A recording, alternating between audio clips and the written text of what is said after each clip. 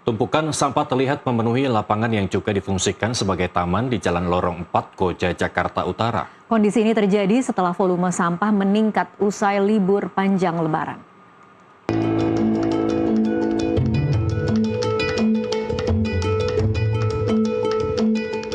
Tumpukan sampah terlihat memenuhi lapangan yang juga difungsikan sebagai taman di Jalan Lorong 4, Koja, Jakarta Utara.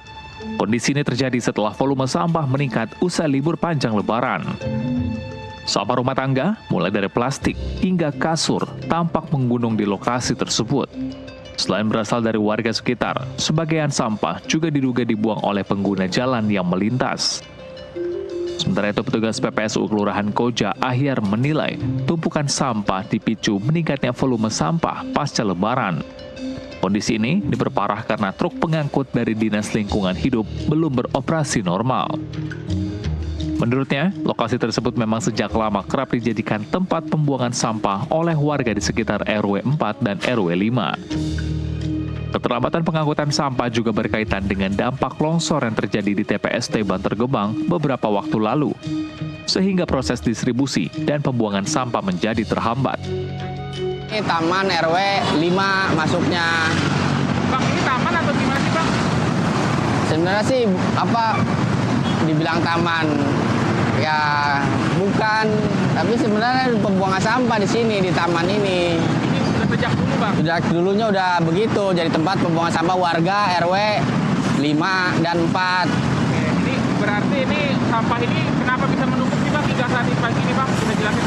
Ya karena mungkin faktor Lebaran, jadi volume sampahnya meningkat Pak dari warga-warga sekitar sini. Dari itu sekarang mobil truk LH-nya juga belum datang. Biasanya sudah datang, sudah diangkut.